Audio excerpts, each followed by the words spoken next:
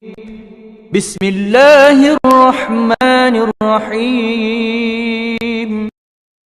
السلام عليكم ورحمة الله وبركاته الحمد لله رب العالمين والعاقبة للمتقين والصلاة والسلام على رسوله محمد وآله وأصحابه أجمعين أما بعد সমস্ত প্রশংসা সেই মহান আল্লাহ রাব্বুল আলামিনের জন্য যিনি আমাদেরকে আজকে এখানে উপস্থিত হওয়া এবং দ্বীন সম্পর্কে কিছু শোনার ও শেখার তৌফিক দান করলেন। তাই এখন আমরা আল্লাহ শুকর আদায়ের জন্য বলি আলহামদুলিল্লাহ। অতঃপর অগণিত অসংখ্য দুরূদ ও সালাম বর্ষিত হোক তারই প্রিয় রাসূল আখিরি নবী মুহাম্মদুর রাসূলুল্লাহ সাল্লাল্লাহু আলাইহি ওয়াসাল্লাম। সম্মানিত দর্শক শ্রোতা, আজকের এই পরিসরে আমি যে বিষয়ে আলোচনা করতে চাই তা হলো হ্যাপি নিউ ইয়ার সম্পর্কে। যে প্রতি বছর যখন একটা নববর্ষ আসে, ইংরেজি নববর্ষ বা বাংলা নববর্ষ, বিশেষ করে ইংরেজি নববর্ষ যখন আসে তখন আমরা একজন আরেকজনকে অভিবাদন জ্ঞাপন করি হ্যাপি নিউ ইয়ার বলে, যে নতুন বর্ষের স্বাগতম। তো ইসলামের দৃষ্টিতে এই কথা এবং শুধু হ্যাপি নিউ ইয়ার বলে স্বাগত জানানো পর্যন্তই আমাদের কার্যক্রম সীমিত থাকে না, বরং এই উপলক্ষে নববর্ষ উপলক্ষে দেখা যায় যে বিভিন্ন রকমের অনুষ্ঠান, নাচ গান, এরপরে আজকে উন্মুক্ত স্যাটেলাইটের যুগে স্যাটেলাইট চ্যানেলগুলো বিভিন্ন রকমের অনুষ্ঠান, নাটক, সিনেমা এগুলোরও আয়োজন করে থাকে।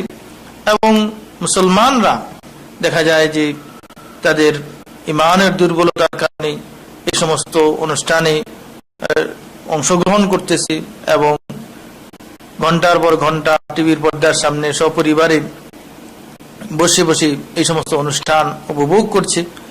আজকে আমি আপনাদের সামনে আলোচনা করতে চাই যে এটা আমাদের জন্য কতটা উচিত বা কতটা ঠিক বা বেঠিক।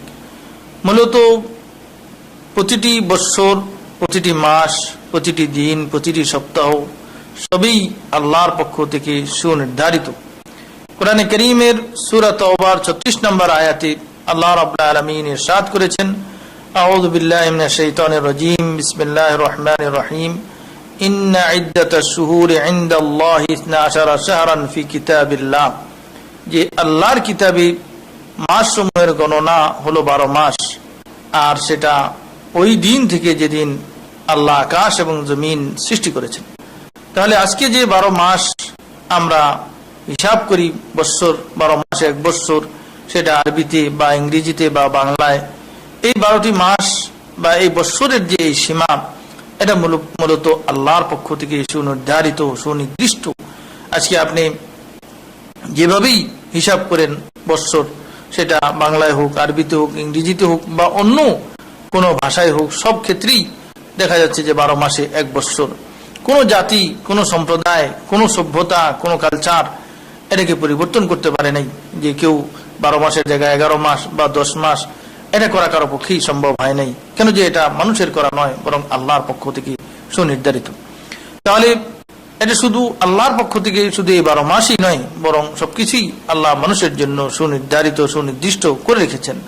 ঠিক একইভাবে পৃথিবীতে আমাদের চালচলন, আচার আচরণ কি হবে সেটাও আল্লাহ রাব্বুল আলামিন তার নবী মুহাম্মদ সাল্লাল্লাহু আলাইহি ওয়াসাল্লামের মাধ্যমে আমাদের জন্য সুনির্ধারিত, সুনির্দিষ্ট করে দিয়েছেন। এর বাহিরে যাওয়ার আমাদের কোনো সুযোগ নেই। কেন? যে পৃথিবীটা আল্লাহর, মানুষগুলো আল্লাহর, যে রিজিক আমরা ভোগ করতেছি সেটা আল্লাহর, হায়াত দিয়েছেন সেটা আল্লাহ, আমি সুস্থ আছি এটা আল্লাহর, আমি কথা বলছি এটা আল্লাহর। অতএব আল্লাহর বিধানের বাহিরে যাওয়ার কোনো সুযোগ কোনো মানুষের নেই। তাহলে বৎসর শেষে আমি কি করব, মাস শেষে আমি কি করব, সপ্তাহ শেষে আমি কি করব, এই সবকিছুই আমাকে কোরআন এবং হাদিসের আলোকে দেখতে হবে। কোনো জাতি, কোনো বিজাতি কি করছে না করছে সেটা দেখা বা সেটা অনুসরণ করার কোনো সুযোগ আমার নেই। কেন? যে হাদিসের মধ্যে আসছে, রাসূল সাল্লাল্লাহু আলাইহি ওয়াসাল্লাম বলেছেন, মান তাশাব্বাহা বিকওমিন ফাহুয়া মিনহুম। যে কেউ যদি কোনো জাতির সাদৃশ্যতা অবলম্বন করে, যে ব্যক্তি কোনো জাতির সাদৃশ্যতা অবলম্বন করে, সে তাদেরই অন্তর্ভুক্ত হবে। আবু দাউদে এই হাদিস বর্ণিত হয়েছে। তাহলে আজকে যদি আমি এই কোনো বিজাতির অনুকরণে আজকে হ্যাপি নিউ ইয়ার বলি বা হ্যাপি নিউ ইয়ার পালন করি, নববর্ষ পালন করি, তাহলে মূলত আমি ইসলামের যে সীমারেখা, ইসলামের যে আদব, ইসলামের যে বিধিবিধান, তা থেকে আমি বের হয়ে গেলাম। তাহলে আমি তখন নিজেকে মুসলমান পরিচয় দেওয়ার ক্ষেত্রে আমাকে চিন্তা ভাবনা করতে হবে। তো মুসলমান হিসাবে আমি যা কিছু করব, আমার প্রতিটি কথা, প্রতিটি কাজ, প্রতিটি আচরণ ইসলামের আলোকে হওয়া জরুরি। কোরআনে কারীমের অন্য আয়াতে সূরা আল ইমরানে আল্লাহ রাব্বুল আলামিন ইরশাদ করেছেন, ইন্না ফি খালকিস সামাওয়াতি ওয়াল আরদ ওয়াখতিলাফিল লাইলি ওয়ান নাহার লাআয়াতিন লিউলিল আলবাব। নিশ্চয়ই আকাশ এবং জমিনের সৃষ্টি, রাত এবং দিনের পরিবর্তন, এর মধ্যে জ্ঞানী ব্যক্তিদের জন্য জ্ঞানের খোরাক রয়েছে। তার অর্থ হলেই যে আল্লাহ রাব্বুল আলামিন বিশাল পৃথিবী সৃষ্টি করে রেখেছেন, বিশাল আকাশ সৃষ্টি করে রেখেছেন, রাতের পরে দিন আসতেছে, দিনের পরে রাত আসতেছে, এর মধ্যে যারা বিবেকবান, যারা বুদ্ধিমান, যারা জ্ঞানী, তাদের জন্য চিন্তার খোরাক রয়েছে, জ্ঞানের খোরাক রয়েছে। যে এই যে যখন দিন হওয়ার কথা, সকাল হওয়ার কথা, তখন সুনির্দিষ্ট সময়ে সকাল হচ্ছে, যখন সন্ধ্যা হওয়ার কথা তখন সুনির্দিষ্ট সময়ে সন্ধ্যা হচ্ছে। কোন মানুষ তার জীবনী, তার পূর্বপুরুষের জীবনী এরকম শুনে নাই যে অমুক দিন এত মিনিটে সকাল হওয়ার কথা ছিল, কিন্তু এই সময় পার হয়ে 5 মিনিট 10 মিনিট ওভার হয়ে গেছে, অথচ সকাল হয় নাই। এর কোনো নজির পৃথিবীর ইতিহাসে নেই। বা অমুক দিন এত মিনিটে সন্ধ্যা হওয়ার কথা ছিল, কিন্তু 10 মিনিট পার হয়ে গেছে, এখনো সন্ধ্যা হয় নাই, এরও কোনো দৃষ্টান্ত পৃথিবীর ইতিহাসে নেই। তাহলে এই যে অনন্তকাল ব্যাপী সুনির্দিষ্ট নিয়মে পৃথিবী চলছে, এতে আল্লাহর অসীম ক্ষমতা, আল্লাহর সুদক্ষতার কথা, আল্লাহর নিপুণতার কথা প্রমাণ করি। আজকে মানুষ যে সমস্ত কাজ করতেছি, এই কাজগুলো মানুষ যতই সতর্কতা হয়ে, সাবধান হয়ে, নিপুণতা নিয়ে করতেছে, কিন্তু এটা সুনির্দিষ্টভাবে এটা পরিচালিত হচ্ছে না।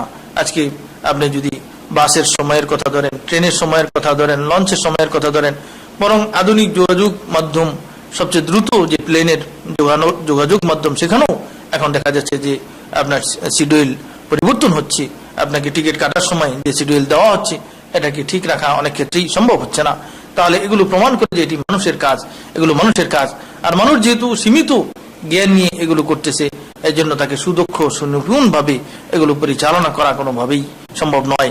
আর আল্লাহ যেহেতু অসীম জ্ঞানের অধিকারী, তার জ্ঞানের কোনো সীমারেখা নেই, অতএব তিনি যা করতেছেন এটা অত্যন্ত নিপুণ এবং সুদক্ষ, যার জন্য যুগের পরে যুগ, শতাব্দীর পরে শতাব্দী অতিবাহিত হয়ে যাচ্ছে, কিন্তু আল্লাহর ব্যবস্থাপনার মধ্যে কোনো পরিবর্তন, কোনো থেমে যাওয়া এটা নেই, বরং একইভাবে, একই গতিতে, একই নিয়মে চলছে এবং কিয়ামত পর্যন্ত চলতে থাকবে।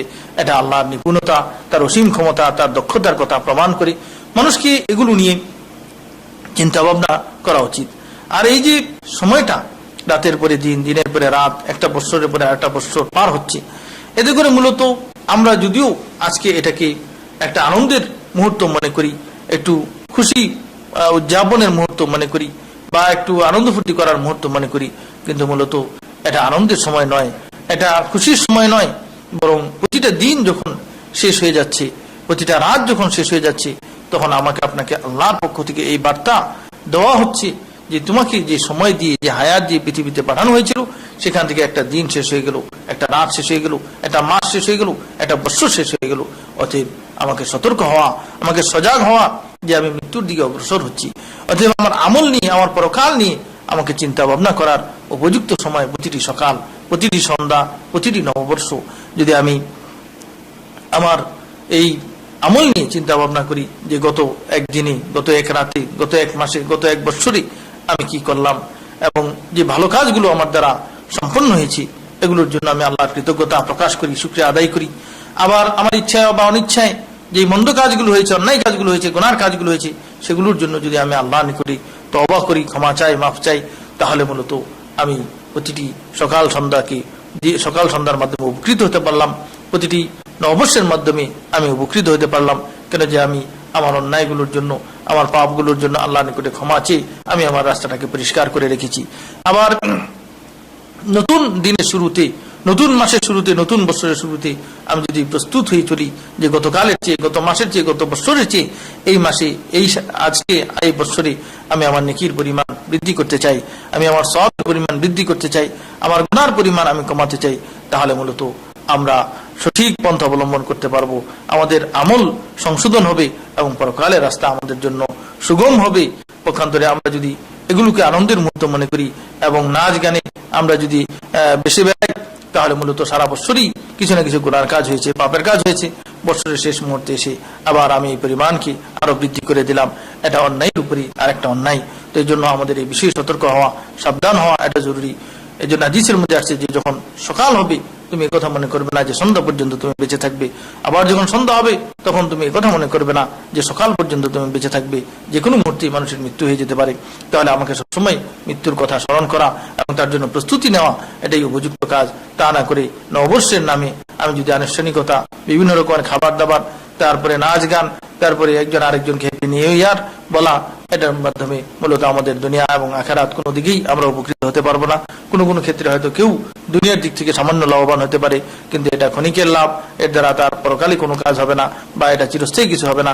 বরং আমরা যদি আল্লাহকে সন্তুষ্ট রাখতে পারি, আল্লাহ সন্তুষ্ট অর্জনের জন্য যদি কাজ করতে পারি, তাহলে এটা আমাদের দিন এবং দুনিয়া উভয় ক্ষেত্রে আমরা লাভবান হব। আল্লাহ রাব্বুল আলামিন আমাদেরকে তৌফিক দান করেন। আমিন। ওয়া আখিরু দাওয়ানা আলহামদুলিল্লাহি রাব্বিল আলামিন। আসসালামু আলাইকুম ওয়া রাহমাতুল্লাহি ওয়া বারাকাতুহু।